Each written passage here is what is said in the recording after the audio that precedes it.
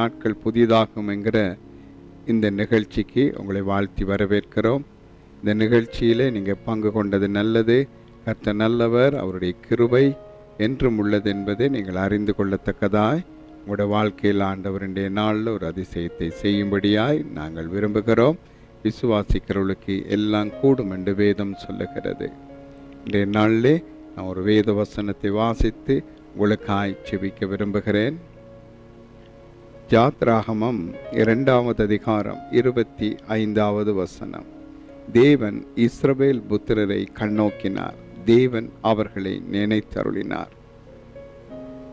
சில நேரங்களிலே வாழ்க்கையிலே பிரச்சனைகள் வரும்போது, துன்பங்கள் வரும்போது, வேதனைகள் வரும்போது எங்களை விசாரிக்க யாரும் இல்லை, எங்களை தேட யாரும் இல்லை, எங்களுக்கு என்ன நடந்தது என்று கேட்க ஒருவரும் இல்லை என்கிற ஒரு பிரச்சனையும் ஒரு நெருக்கத்தின் மத்தியில் நாங்கள் காணப்படுவதுண்டு. ஆனால் இந்த வசனம் அழகாய் தெளிவாய் சொல்லுகிற ஒரு காரியம் என்னவென்றால், தேவன் இஸ்ரவேல் புத்திரர்களை கண்ணோக்கி பார்த்தார். அவர் தேவனுடைய கண்கள் மனுபுத்திரர்களை நோக்கி பார்க்கிறது. அவருடைய இமைகள் மனுபுத்திரர்களுடைய இருதயத்தை ஆராய்ந்து பார்க்கிறது என்று வேதம் சொல்லுகிறது. அதன்படி உங்களோட வாழ்க்கையில் இருக்கிற பிரச்சனைகள், போராட்டங்கள், நெருக்கங்கள், துன்பங்கள் எல்லாவற்றையும் வெளியில் யாருக்கும் தெரியாது. அப்படி தெரிந்திருந்தாலும் யார் எங்களுக்கு உதவி செய்யக்கூடும் என்று சொல்லி நீங்கள் இன்றைய நாளில் வேதனையோடு இருக்கலாம், வியாகுலத்தோடு இருக்கலாம், அல்லது கவலைகளோடும் கண்ணீரோடும் வெளியில் சொல்ல முடியாத பாரத்தோடும் கூட நீங்கள் காணப்படலாம். ஆனால் வேதம் என்ன சொல்லுகிறது? இஸ்ரவேல் புத்திரர்களை தேவன் கண்ணோக்கினார் என்று வேதம் சொல்லுகிறது. உங்களை கண்ணோக்கி பார்க்கிற மற்றவர்கள் உங்களை பரியாசம் பண்ணக்கூடியதாக இருக்கும், அல்லது உங்களை குறித்து கூடாத காரியங்களை, துர்ச்செய்திகளை பரப்பக்கூடியவர்களாக இருக்கும். ஆனால் தேவன் ஒரு மனிதனை கண்ணோக்கி பார்ப்பாரானால் நோவாவுக்கோ கர்த்தருடைய கண்களில் கிருபை கிடைத்தது என்று வேதம் சொல்லுகிறது. அதே போல தேவனால் ஒரு மனிதன் கண்ணோக்கி பார்க்கப்பட்டால் அவனுடைய வாழ்க்கை முழுவதும் மாறிவிடும். அவன் எப்படிப்பட்ட ஒரு துன்பத்தில் இருந்தாலும், எப்படிப்பட்ட ஒரு வியாகுலத்தில் இருந்தாலும் அதை தேவன் அடியோடு அப்படியே மாற்றி போடுவார். அவனுடைய வாழ்க்கை மாறும், அவனுடைய சூழ்நிலை மாறும், அவனுடைய நெருக்கம் மாறும். அவருடைய எல்லா சூழ்நிலைகளையும் கர்த்தர் மாற்ற வல்லவராக இருக்கிறார். ஏனென்றால் வேதம் சொல்லுகிறது, தேவன் கண்ணோக்கினார், தேவன் கண்ணோக்கி பார்க்கிறவராக இருக்கிறார். ஆண்டவரை குறித்து ஒரு வசனம் சொல்லுகிறது, பாவத்தை நோக்கி பார்க்காத சுத்த கண்ணன் என்றவரை குறித்து.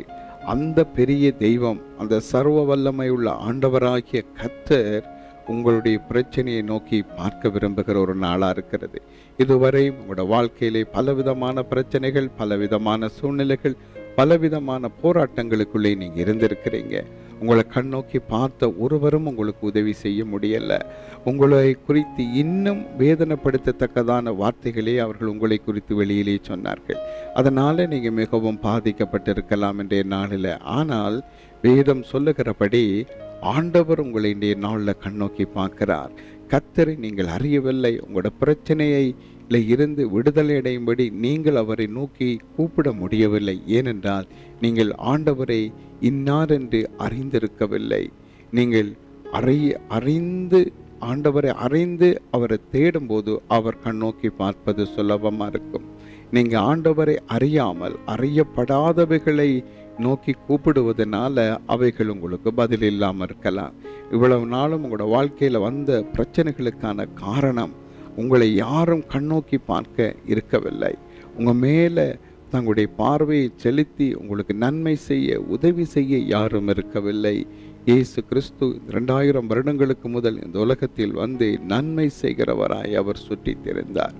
அந்த நன்மை செய்கிறவராய் சுற்றி திரிகிற ஆண்டவராகிய இயேசு கிறிஸ்துனுடைய கண்கள் இன்றைய நாளில் உங்களை நோக்கி பார்க்கிறது. உங்களுடைய பிரச்சனையை நோக்கி பார்க்கிறது, உங்களோட குடும்பத்தை நோக்கி பார்க்கிறது, உங்களோட கணவனை நோக்கி பார்க்கிறது, உங்களோட மனைவியை நோக்கி பார்க்கிறது, உங்களோட பிள்ளைகளை நோக்கி பார்க்கிறது, உங்களோட பெற்றாரை நோக்கி பார்க்கிறது, உங்களுடைய எல்லா நெருக்கங்களையும் நோக்கி பார்க்கிறது. எல்லா பிரச்சனைகளையும் அவர் கண்ணோக்கி பார்க்கிறார். பார்த்து இந்த பிரச்சனையில இருந்து இவர்களை விடுதலை ஆக்கிறதுக்கு வழி என்ன என்று சொல்லுவதற்கு அவர் இன்றைய நாளை உங்களுக்கு பயன்படுத்தி கொடுக்கிறார். இந்த நாளிலே ஆண்டவர் உங்களோடு பேசி கொண்டிருக்கிறார்.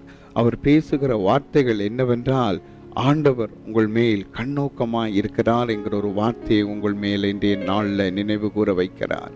ஆண்டவர் ஆகிய இயேசு கிறிஸ்துவை நீங்கள் இதுவரையும் அறியவில்லை, ஆனாலும் அவர் உங்களோட வாழ்க்கையை கண்ணோக்கி பார்க்கிற தேவன் என்பதை நீங்கள் மறந்துவிடக்கூடாது. இதுவரையும் அநேகர் உங்களோட வாழ்க்கையை கண்ணோக்கி பார்த்தும் உங்களுக்கு ஒரு பிரயோசனம் இருக்கவில்லை. ஆனால் இன்றைய நாளில் ஆண்டவராகிய தேவன் உங்களோட வாழ்க்கையில கண்ணோக்கி பார்க்கிறதுனால அவருடைய பார்வையில இருந்து நீங்கள் விடுதலையை பெற்றுக்கொள்ள போறீங்க.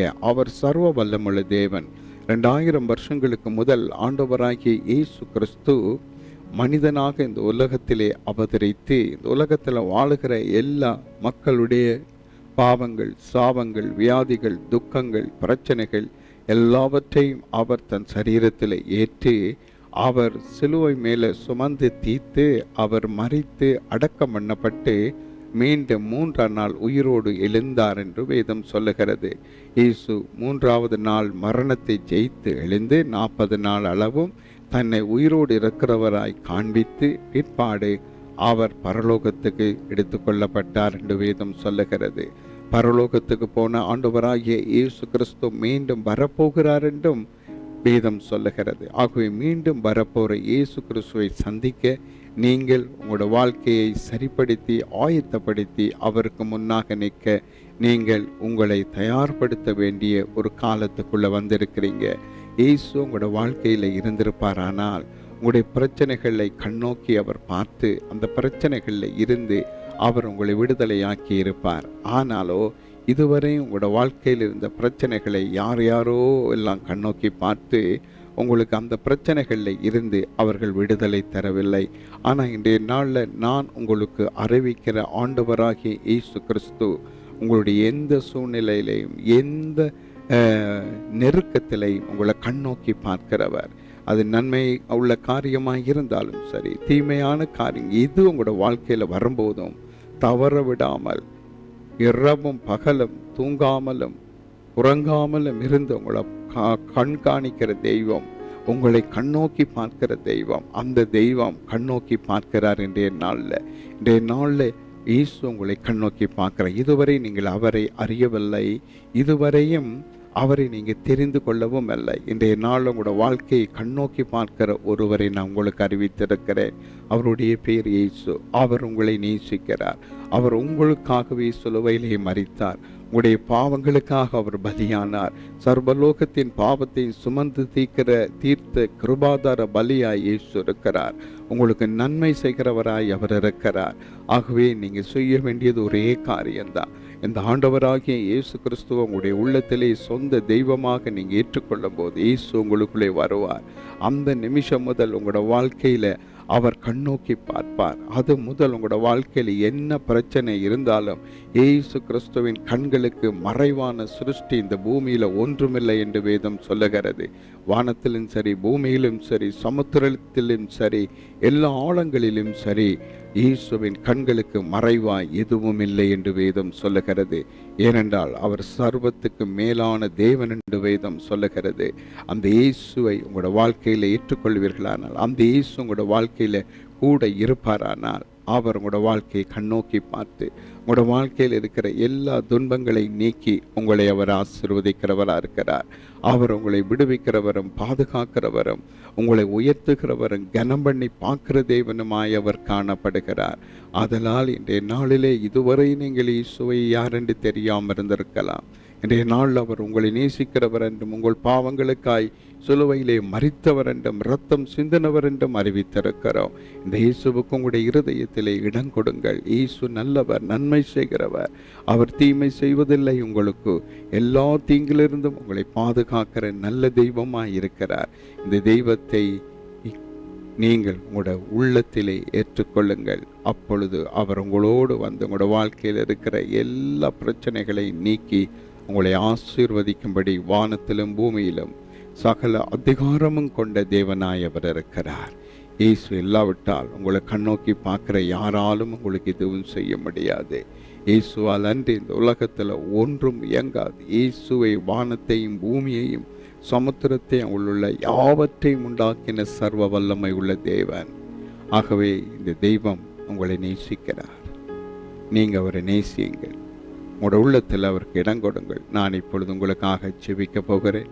என்னோடு இணைந்து ஜெபியுங்கள். நீங்கள் விரும்பினால் இந்த ஜெபத்தை என்னோடு சேர்ந்து நீங்களும் சொல்லி இணைந்து கொள்ளுங்கள். அன்புள்ள பிதாவே, உம்முடைய குமாரன் இயேசுவை நான் இப்பொழுது என் உள்ளத்திலே என்னுடைய இரட்சகராக ஏற்றுக்கொள்ளுகிறேன். இயேசுவே, என் தெய்வமாய் நீங்கள் வந்திருக்கிறதற்காய் நன்றி. என் பாவங்கள் ஒவ்வொன்றையும் மன்னிங்கப்பா. என் வாழ்க்கையில் வந்த எல்லா துன்பங்கள் நெருக்கங்களை என்னை கண்ணோக்கி பார்க்க இதுவரை யாரும் இருந்ததல்ல. நானே துன்பத்தையே சுமந்து என்னால் முடியாமல் இழைத்து போனேன். இதோ இன்றைய நாளில் என்னை கண்ணோக்கி பார்க்கிற தெய்வம் நீர் என்று நான் உம்மை அறிந்து கொண்டேன். அதனால் என் வாழ்க்கையை கண்ணோக்கி பார்த்து என் வாழ்க்கையில் இருக்கிற எல்லா நெருக்கங்களையும் நீக்கி என்னை ஆசீர்வதியும் ஆண்டவரே என்று கேளுங்கள். இயேசுவின் நாமத்தில் வேண்டிக் கொள்ளுகிறோம் பிதாவே, ஆமேன் என்று சொல்லுங்கள். இதோ நான் உங்களுக்காக இப்பொழுது ஜெபிக்கிறேன். அன்புள்ள பிதாவே, உம்முடைய குமாரன் இயேசுவின் நாமத்தில் ஜெபிக்கிறோம். இதுவரை உடைய வாழ்க்கையில் இருந்த பிரச்சனைகளிலே அவர்களை கண்ணோக்கி பார்த்து அவர்களுக்கு நன்மை செய்வார் யாரும் அல்ல. அவர்களை கண்ணோக்கி பார்த்து அவர்களுக்கு தீமை செய்தவர்கள் ஏராளம். இதோ தேவனே, அவர்களை கண்ணோக்கி பார்க்கிற தெய்வம் என்று சொன்னீரே. நீர் இஸ்ரவேல் புத்திரரை கண்ணோக்கி பார்த்தீர் என்று வேதம் சொல்லுகிறபடி இந்த பிள்ளைகளை கண்ணோக்கி பாரும். இஸ்ரவேல் மக்களுடைய எல்லா உபத்திரவங்களையும் நெருக்கங்களையும் கண்ணோக்கி பார்த்து அவங்களை விடுதலையாக்க அன்பு தெய்வம். இந்த பிள்ளைகளுடைய வாழ்க்கையில என்னென்ன துன்பங்களும் தொல்லைகளும் போராட்டங்களும் உண்டோ அவைகள் எல்லாவற்றையும் கண்ணோக்கி பார்த்து அவைகளில் இருந்தவர்களை விடுதலையாக்கி அவர்களை ஆசீர்வதிக்கும்படி ஜெபிக்கிறேன். அவர்களுக்கு நீங்கள் நித்திய ஜீவனை தர வேண்டும் என்று ஜெபிக்கிறேன். இயேசுவின் நாமத்தில் நன்றி செலுத்தி ஜெபிக்கிறோம் நல்ல பிதாவே, ஆமேன். பிரியமானவர்களே, உங்களுடைய வாழ்க்கையிலே ஆண்டவராகிய இயேசு வந்திருக்கிறார். ஆதலால் இனி உங்களை அவர் கண்ணோக்கி பார்த்து கொண்டே இருப்பார். கவலைப்படாதிருங்கள். ஆமேன்.